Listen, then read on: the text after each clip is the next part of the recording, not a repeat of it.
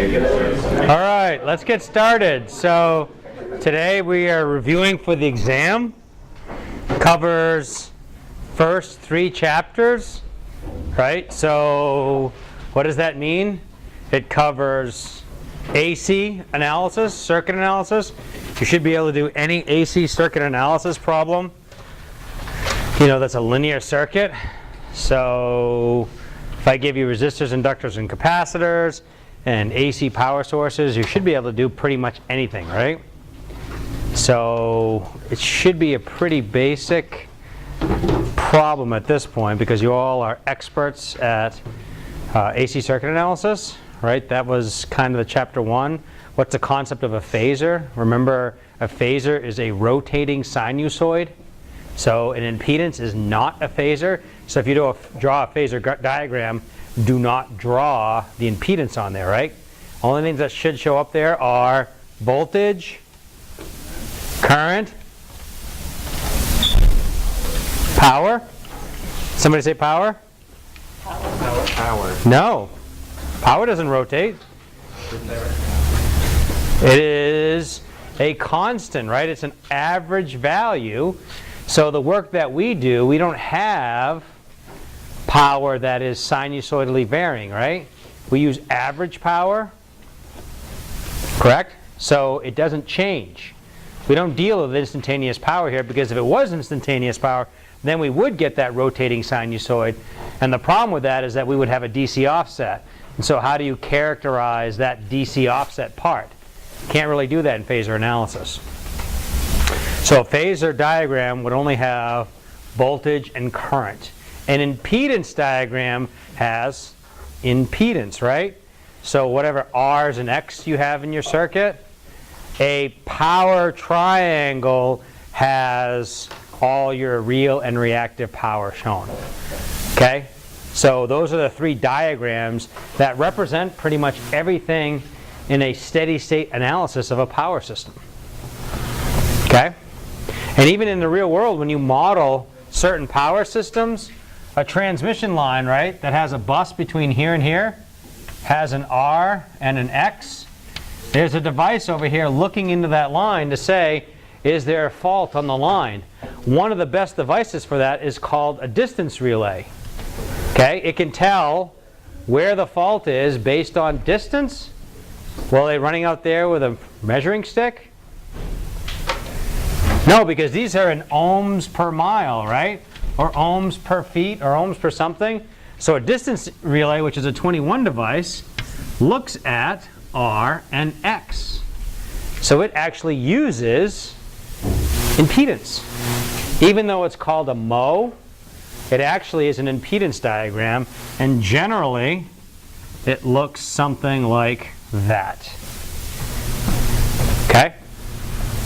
I think it's called a mho, but I have to think about this a little more. Because everything out in this world, this is good. Everything here is bad. So it might be the inverse of this is when you would issue a trip command. So in the real world, we oftentimes look at R and X. And even in generators, sometimes generators have what they call a snow cone look to it.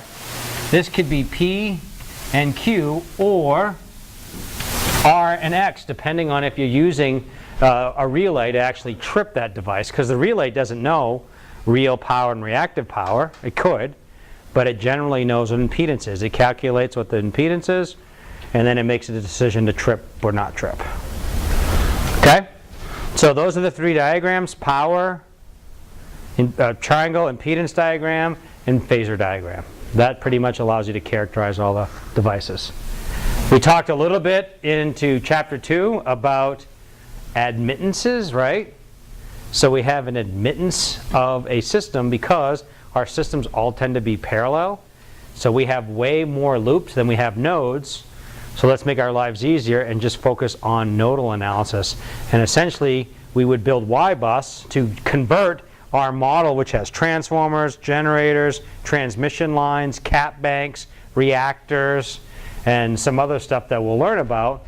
We can characterize the entire model as a simple matrix. So the entire power system and any power systems analysis program is a diagram. That's how you and I draw it, but the computer actually converts that to an impedance, an admittance matrix. So we would build the admittance matrix by summing all, so inverting, right? So taking everything and inverting it, unless it's in series, then we would add it first and then invert it. Convert all our current voltage sources to current sources. Build our Y bus, which means all the diagonal elements are the sum of the admittances connected to each bus. So the diagonals, bus 1, 2, 3, 4, 5. The off diagonals, right? So these are the diagonals here. The off diagonals are all these guys. So we take the negative of the admittance between each bus, if there is a connection between each bus. So bus 1 and 2, we take the negative of it if there's a connection. 1 and 3, we take the negative of it. You still take the connection if there's, or the negative if there's no connection to 1 and 4, but the negative of 0 is 0, right? And we talked about how you could only ever build an admittance matrix. You can't build an impedance matrix because if there's no connection between bus 1 and bus 4, what is the transfer impedance? Infinity, right? There's no connection. So when I invert infinity, I get 0, which I can put into a matrix. So you build your upper diagonal matrix, and then this is the transpose, right? See the T, or it should be actually dot tick, depending if we use MATLAB for complex numbers. So our Y bus basically is a symmetrical matrix. So once you have the top, the diagonals on the top portion of it, you have the bottom portions as well, just by doing the diagonals. I mean, by taking the transpose. Okay? Yes, sir. Use MATLAB to solve those on the exam. Solve what? Solve matrices. Yep. Just be aware that the only thing you should have is MATLAB up. If you have anything else, then that's a problem. Okay? Yes, sir. Will we be getting our lab 1 or not beforehand? I handed out lab 1 yesterday.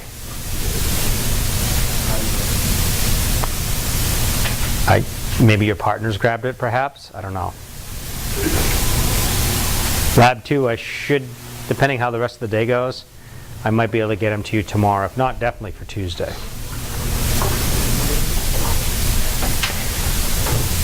Chapter 3, we covered three-phase power, power triangles. We covered transformer modeling, right? So open and short circuit tests. And the big thing we covered was per unit. So per unit is taking everything and converting it to a unitless quantity on a consistent base.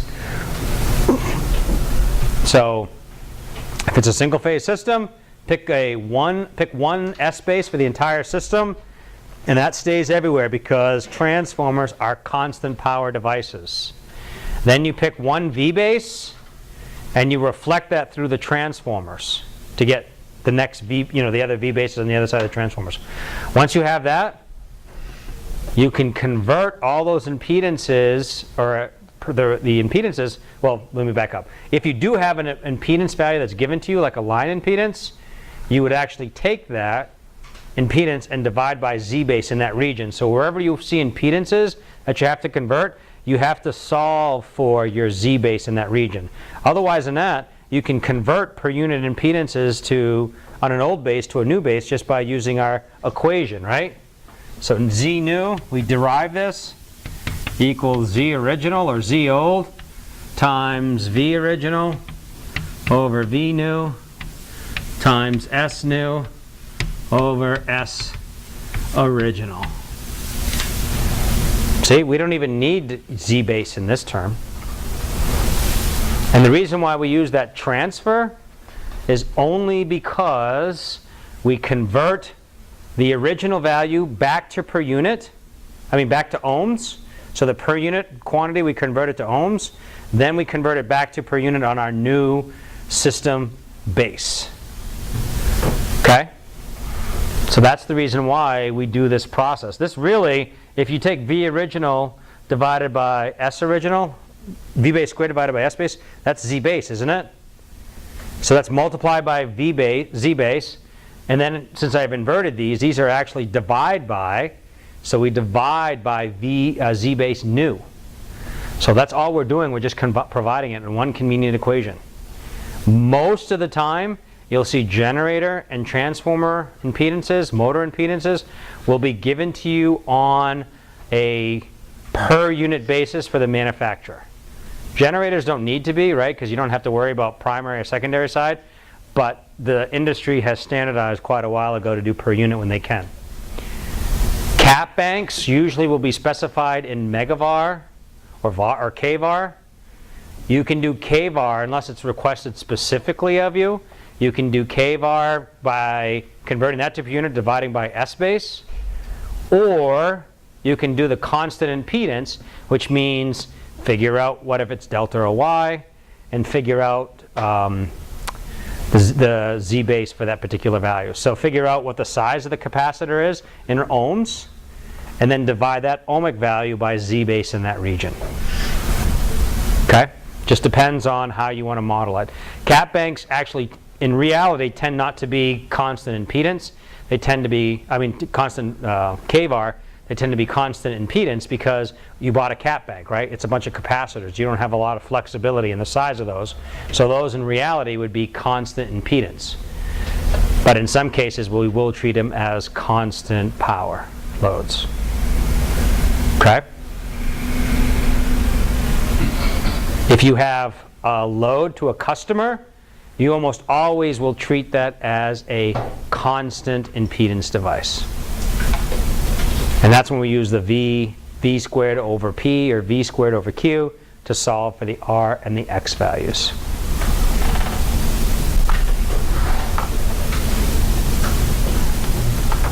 So that's all this test's going to cover. So few topics, right? Easy peasy. I say that and everybody gets annoyed with me, but I'm kidding. I kid. Well, hopefully the only topics that are new for most of you all is per unit and perhaps transformer test parameters. Hopefully it'll be the only new ones. Actually, that's not quite true. Admittance matrices as well, right? I know our friends in ECE might have not experienced a ton of three-phase power and power triangles, but hopefully back in the cobwebs, maybe something back there. If not, we're going to have to go yell at Dwayne. Although most of the time ECE students, and Dwayne I think will admit this, Dwayne will say that I don't have a voltage or a current, I just have a signal. It's just a signal. It doesn't matter. When we get to AC, it changes for power because it's not a signal, it's a constant value. So we don't have signals in AC circuits land.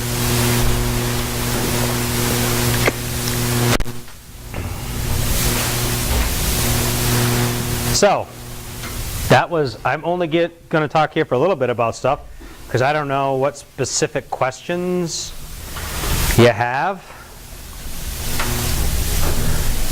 It's really up to you. You all are pretty much seniors, so you know what you need help with, what you don't need help with. Doesn't make sense for me to come up with something specific. Could you do an example of setting up a Y bus? Sure. Want to dream one up? How many buses do you want? How many buses? 5? You can do 5.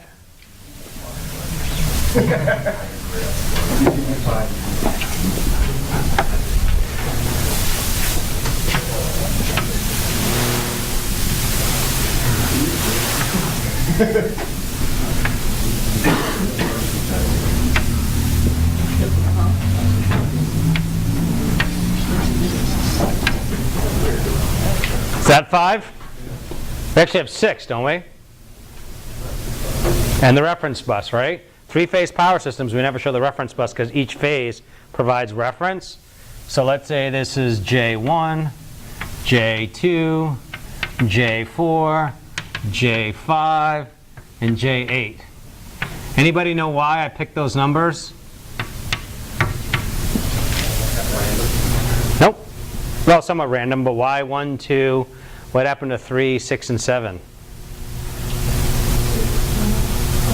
Yeah, when I invert them, it's a lot easier to do these numbers than to have 3, right, and 6 and 7. All those numbers we probably all can do on the top of our heads. So this one's an actually pretty easy one because we don't have any series admittances. So let's assume that we have another J, let's say we have a J4 here. So one's a generator, one's a transformer. First thing we do is we combine these into J5, right? Because they are in series. If you invert them up front, then you can't just add them together, right? You have to treat them as they are in parallel. So now we invert. Minus J.2, minus J.5, minus J.2, minus J.25, minus J.125, right? Now we start setting up our Y bus. So our Y bus is going to equal, we'll start with bus 1. And we just start with bus 1 because that's row 1, column 1. And it just makes sense to put that in associated with a bus 1. But you don't need to. You could do 2, 3, 4. But again, we just keep our numbering consistent. So bus 1, we sum all the admittances connected to bus 1. So minus J.2, minus J.5, minus J.25, thank you. That's the row 1, 1. Now we go from 1 to 2. Minus a minus would make it a plus, J.5. 1 to 3, do I have a connection? Nope. 0. 1 to 4, I have a connection, so a minus minus J.25 makes it a plus. And 1 to 5 is 0. So I've got my first row, which means I have my first column. Now I do 2, 2. Everything connected here, which is minus J.5 minus J.2. From bus 2, 3, I have a minus minus J.2, which is plus J.2. Nothing connected to 2, 4, and nothing connected to 2, 5. Again, I've got my second row, means I have my second column. I do my third rows, which is bus 3. All I have connected to it is negative J.2, and the rest are zeros, right? Nothing to 3, 4, nothing to 3, 5. I do 4, 4, which has negative J.25 minus J.125, and then I've got a plus J.125 between bus 4 and bus 5. This becomes J.125, and my bus 5 has negative J.125. That's my Y bus. When you invert, and this is something we talk about in class, when you invert Y bus, you end up with Z bus, who has the exact same dimensions as the Y bus. Interestingly enough, the diagonals, Z11 equals Z Thevenin at bus 1. Z22 equals Z Thevenin at bus 2. Z323 is Z Thevenin at bus 3, and on and on and on. So the really powerful thing about Y bus is if I know the Thevenin equivalent impedance at each bus, and I know the voltage at each bus, I can calculate the current flow out of that bus. Okay? So if I have a fault, for example, I can tell you what is going to happen at a system, and we'll take advantage of that at a later date and time. But the diagonals only provide us the Thevenin equivalent impedances. The off-diagonals don't really give us anything useful at this point. Okay? But the actual represented diagonal numbers are very useful. And that's how we used to do fault analysis. We would look at a fault. We'd figure out if we put a 0.1 ohm fault at bus 4, we could actually figure out the fault current to that fault by taking the 0.1, adding it to the Thevenin equivalent impedance in series with whatever voltage was at the bus, and you could calculate the fault current. And before you had these fancy-dancy analysis programs, that's how you used to do things. Now, I mean fancy-dancy. We actually have one. The university, in a class that I teach next semester, and depending on how much time we have this semester, we may introduce it. We actually have a program called Aspen One-Liner. You can look it up. It's used by pretty much all the major utilities in New England. Amera is the only utility, and I don't know if you consider them major or not, but Amera, which is Bangor Hydro, is the only one that I know of that does not use Aspen One-Liner. However, they still need to send all their data to ISO New England, who uses Aspen One-Liner. So I'd say probably half of the major power companies in the US, it's all used in California, they use Aspen One-Liner. So we actually have access to some pretty fancy software. There's other software we can use too. Like I talked to a former student yesterday who had to do arc flash analysis, and he used a program called Power Tools for Windows, which is developed by SKM. I used to teach that in the program as well, but what I found was that program's pretty easy to use, and all you're doing is modeling a system, and it has a lot of low voltage stuff. So what I found is it wasn't as user-friendly, it wasn't as important to learn that program as it is Aspen One-Liner, because a lot of different people use different programs. So I try to use something that everybody uses. But Aspen One-Liner doesn't do arc flash that I'm aware of. But it does a lot of other things pretty well. So, is that your question? Is that? So it took us, what, 5 minutes to do that? So I can put a 20 bus system and it won't take you much longer?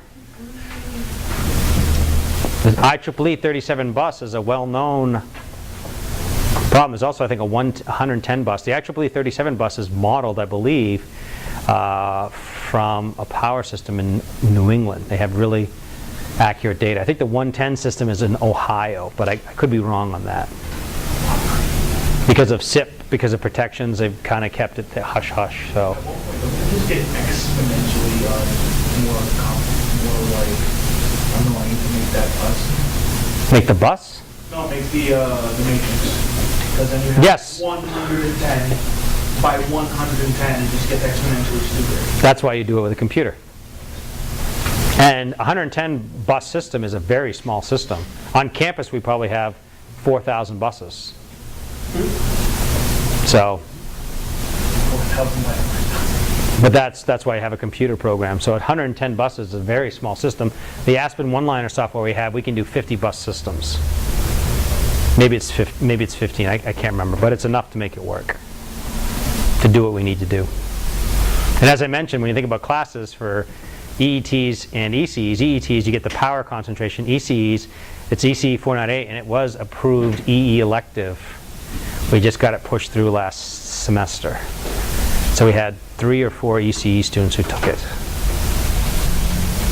And 2 of them are heavily involved in PES. And 2 of them already pretty much have jobs in the utility power industry, so, and currently work. Even though they're current students, they still work remotely. It's definitely a nebulous area because there's so many people in both programs that are working almost full-time in industry, making whatever they're making per hour, but they're also students still. So it's just, you can see how much work there is in such demand. Usually internships, when they're done, okay, have a nice school year. But these folks were saying, you know, you had a good summer and you made pretty good money. We'd like to keep you on during the school year. Can you work for us? And as long as you can set up your schedule and you think you can get it done. An extra $500 to $1,000 a week is not bad, right? I'd take that. I had to go to Walmart this morning. I was thinking maybe I could apply for a job here to pick up extra bucks. I have another kid on the way, so they're expensive. Thank you. I didn't know, it wasn't a secret. I just was walking around saying, how am I going to pay for all this stuff? Daycare. And that's cheap compared to soccer practices and, you know. What's that? You get an au pair, you can save money. Really? I only have 2, so I don't know if I'd save money yet. That's 4 kids. I pay her same amount of weight no matter how many kids I have. I only have 4. Well, that's just it. With 1 kid, it probably is, I don't know. It's $800 a month for me, so it's $200 a week. What's that? Wow. For 40 hours a week? 25. That is one cheap au pair.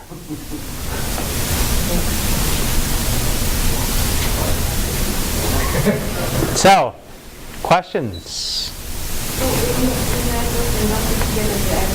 what if we have a capacitor? If you have a capacitor?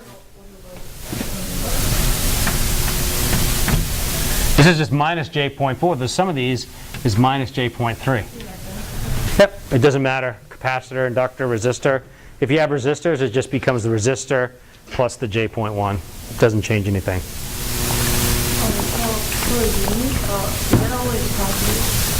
What? Always positive? No. Because if I have a capacitor, right, that is minus J 7 ohms and Z base is 3.5 ohms, then this in per unit is minus J2, right? We saw that was flat, right? I think so. The load was negative. Well, you had a 10 megavar cap bank, so depending if you did constant impedance or constant power. But even if you did constant impedance, constant power, because it was negative, right? Because Q was going back into the system, it was a leading power factor, so Q was in the opposite direction of the load, so you still should have had a negative reactive load.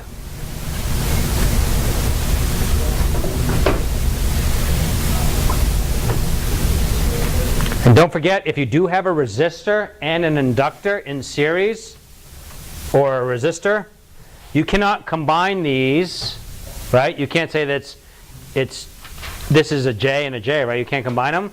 But that doesn't matter. If this is 3 and J7, you invert 3 plus J7 together. You don't invert them individually, you just invert them together.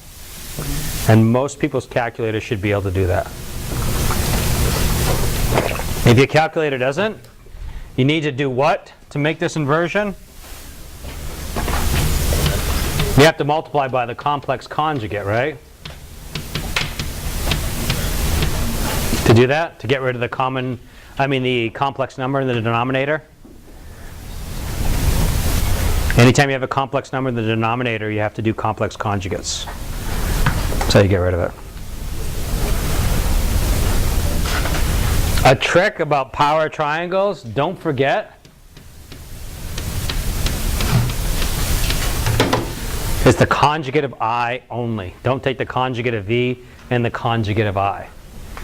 If the angle of the voltage is 0, it's no big deal, but if it's 22 or 36, and if you take the conjugate of both of those, you will get wonky results. It's just the conjugate of I.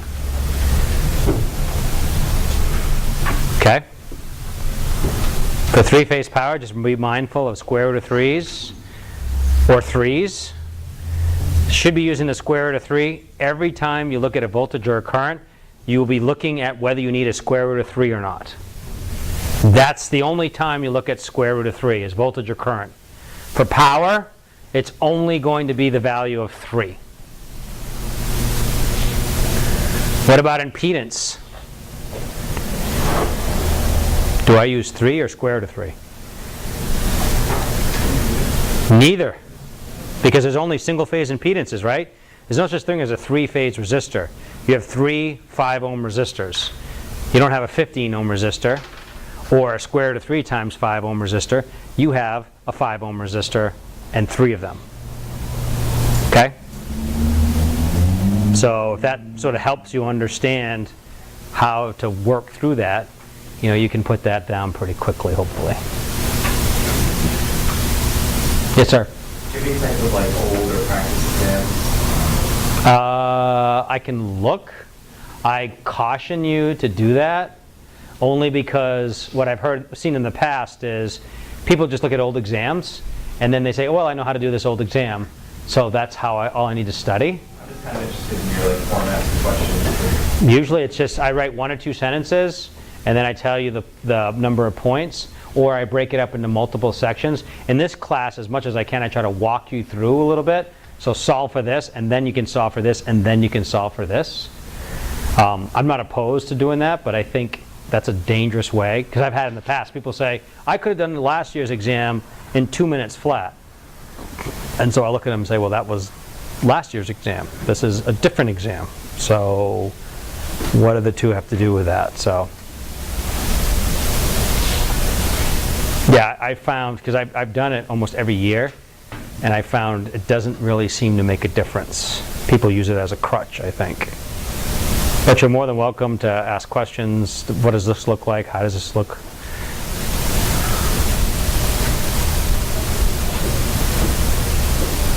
Yes, sir. I cannot hear you. It's really hard to. When's the exam? It's a week from today in lab. We talked about that. Pardon? No, we talked about it in class yesterday. Right? I usually do exams during lab periods because I don't want time to be a constraint. We only have an hour and 15 minutes. So if we do it during lab, you have almost 3 hours. So time is not a constraint at that point. So a week from today, in this room. And we decided you get a note card for material, right, for formulas. If you want to put equations on it, example problems on it, that's fine. I don't care what you put on it. I just caution you that if you put problems on there, if the problem is not exactly what your problem is on your sheet, what happens? You're screwed, right? You can't solve the problem. So that's up to you. You put whatever you want on it. But I found the way that I do really well on tests is I don't put past problems. I'll start out studying, and then I'll do a lot of problems, and I'll explain myself how to do things. So then it's really just like I did something because of this process. And so as I get more and more up to date on the material, I keep compressing my knowledge. And so by the time I take the test, I just have a few formulas and maybe a note or two about how to apply a formula. Steve. Yep. Yes, sir. Let's have a 4x6. The standard note card. Okay. Just one? Just one. How many formulas have you do in here? How many formulas do you have here? Seriously. I mean, maybe the reminder about how to do Y-bus, the per unit ones, right? The V-based stuff, the Z-based stuff. And the reminders about using three-phase and line-to-line for three-phase systems. Chapter 1 was all circuit analysis. Do you need to write KVL and KCL equations on there, or Ohm's law? You do? Okay, good. So that's what I'm saying. Once we get into chapters 5 and 6, we'll probably move to an 8.5 by 11, because in chapters 5 and 6, you have modeling. Chapter 5 is line modeling, which is hyperbolic sines and cosines and propagation constants. So there are a lot of equations. And chapter 6 is when you have to do partial derivatives with Newton-Raphson load flow. So that gets to be very onerous very quickly. So I don't think there'll be a lot of equations. Open and short circuit tests, right? But even that's just circuit analysis. What else? Yes, ma'am.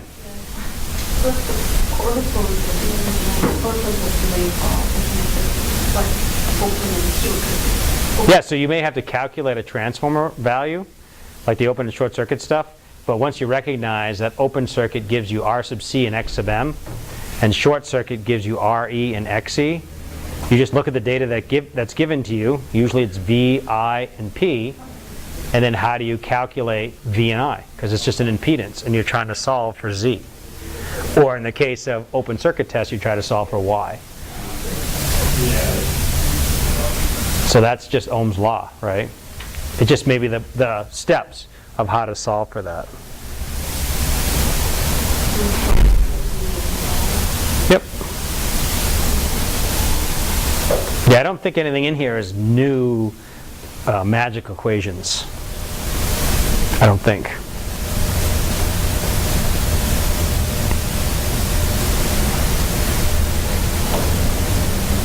Nothing else?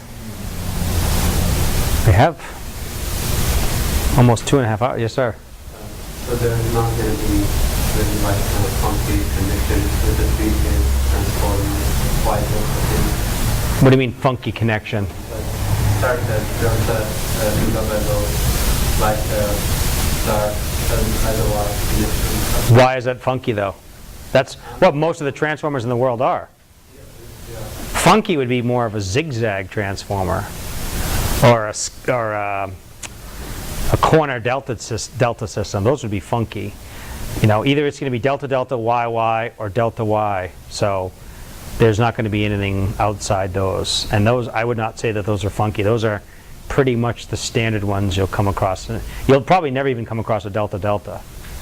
And maybe in different parts of the world, you may find a zigzag, and you still find zigzag transformers. But I worked on a project recently that they needed to have some grounding transformers.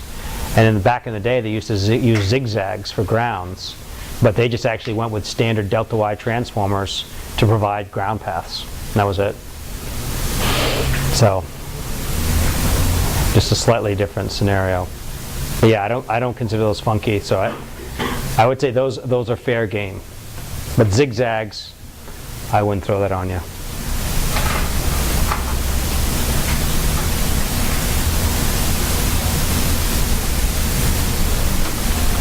What else?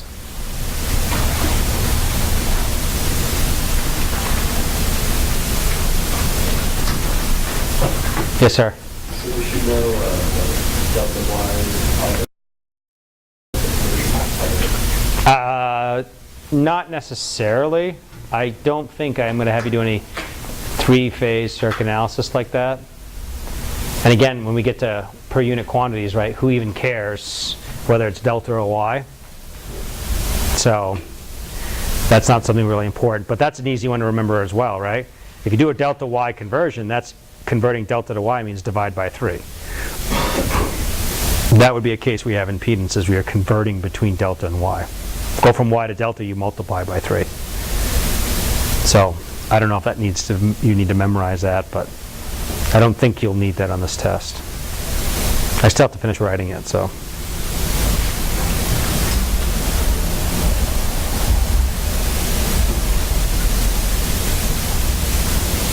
Feel good? I'm hoping the test scores will be really high. Everybody's laughing like, no, he doesn't. Of course I do. You know how much better my life is when you guys get really good test scores? You feel good about yourself. You're motivated. So if you do well on the test, that's a good thing. That means I've done a great job.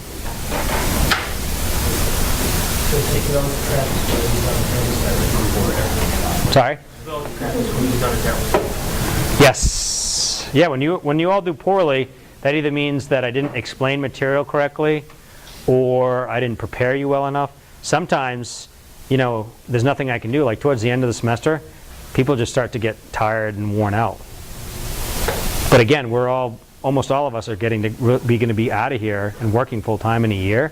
And when you're in industry, you don't necessarily get days off. Like I had to work on a project last week, and you'll laugh at me. I had to work till a project till 10 o'clock. Everybody's like, boo-hoo. You know, I always do that. But when you get up at 4:30 and you have to work till 10 o'clock, that's a little bit different scenario. And the company I was doing this project for didn't care. I mean, they appreciated it, but if I didn't get it done, it's my problem. So that's why I get paid the big bucks. That's why up until the summer I was driving around in a 2007 Subaru Impreza. I only got rid of it because the engine was dying, so.